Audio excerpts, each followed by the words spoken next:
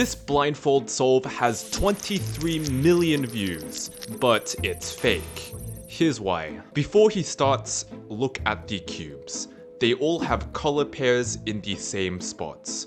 But then he does 9 moves and already solves a cross and 2 pairs.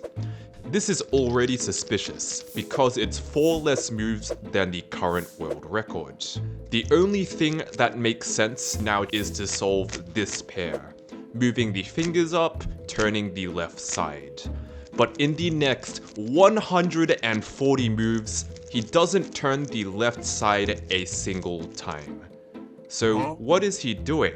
Well, if you check the moves, you'll notice they permute these 4 pieces in a T-shape, commonly known as a T-perm. This is useful for the last step, when almost everything is solved. But here, it's completely useless. But now, it cuts to the judges staring in anticipation before it shows these 3 moves. But these happen to be the same last 3 moves of a T-perm, and if you now check the cube, the state perfectly matches what he had before the first one. Meaning he must have done 2 back-to-back T-perms, which accomplishes nothing except to flex on the judges. But we're only 4 seconds into the first solve, before he does T-perm number 3. Now it cuts to a faraway shot here, so things are unclear, but here after just 1 more move, if you compare this to before the T-perms and after the first 2, it once again perfectly matches. And because we already know 2 T-perms cancel each other out, and this anti-clockwise front turn only happens at the end of a T-perm, and his watch dial has moved ahead a few seconds, so time has passed since the first 2 T-perms, it's safe to assume he's just done a 4th T-perm in a row, before starting another one, before it cuts to Simon's reaction, before he finishes T-perm number 6, once again confirmed by matching cube states and checking the watch. We can do the same thing to confirm T-perm number 8, adding to our collage of suspiciously similar looking cubes every few seconds. And here he does T-perm number 9 and 10, and after another cut to the audience, the cube state perfectly matches everything from before all those T-perms. So in other words, he's doing this, except that for every turn I do, he does 14. So he's basically doing 140 useless moves. Before he finally turns the left side and solves another easy pair in 3 moves, which sets him up to solve yet another easy pair in 3 moves.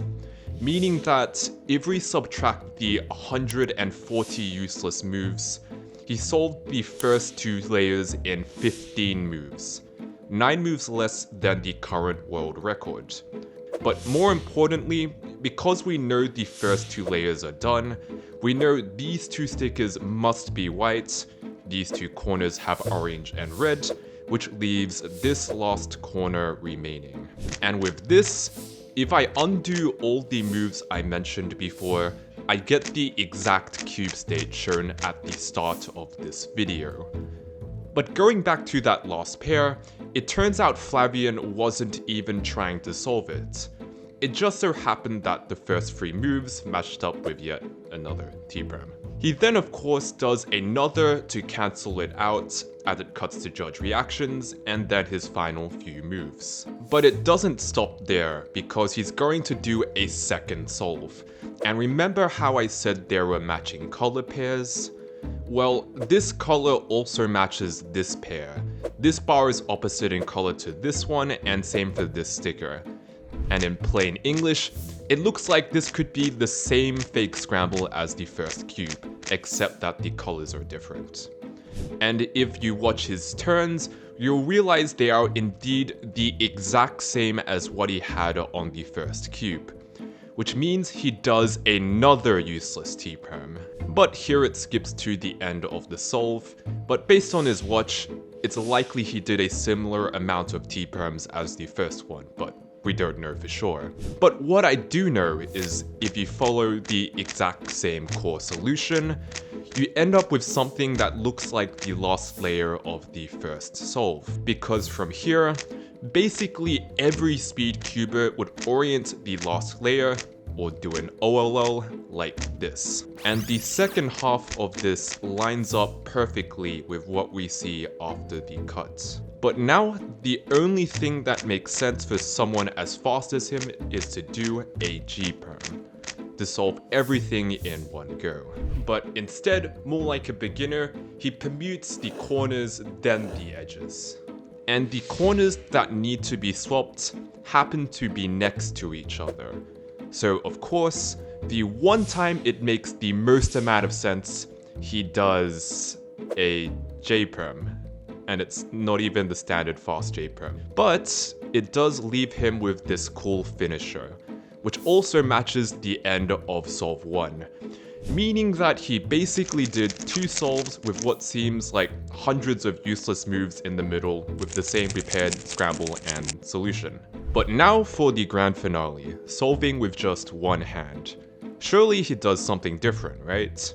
Well, yes, because if you tried turning the middle layer with one hand, you'd either need the table or you look stupid. But you once again still got these 2 matching pairs. But the problem is they only show the beginning and the end, so sadly I couldn't figure anything out. I'm just kidding, I figured everything out.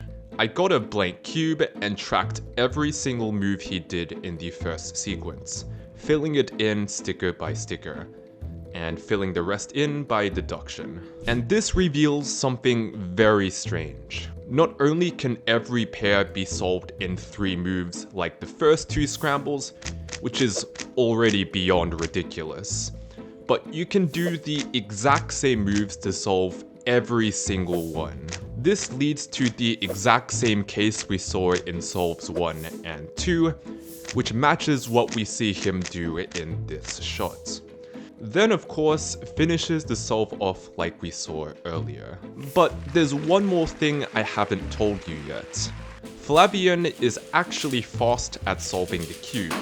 He's broken 24 national records and even knows how to solve it blindfolded properly.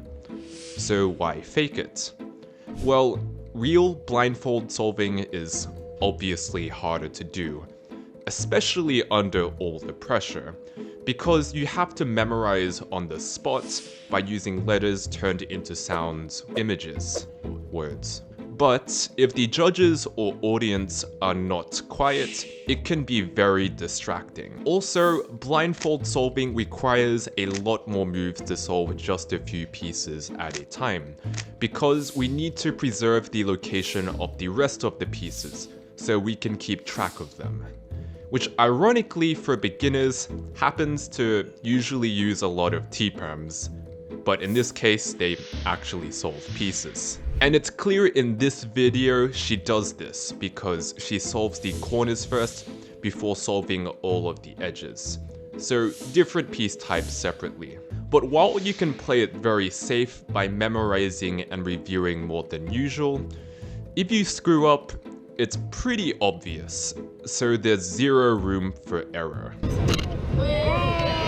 But that hasn't stopped people doing legitimate solves on Got Talent shows to great success. One outright winning the finals, and another still amassing millions of views. But in Flavian's own words, over 95% of people will have no idea and just enjoy the video as is, and says he's more interested in spreading cubing to more people, which he has certainly achieved, being the most viewed Rubik's Cube solver on any Got Talent show. So what do you think? Is doing fake solves okay if it reaches way more people, or is it taking the spotlight away from people that actually put in the hard work? Comment down below.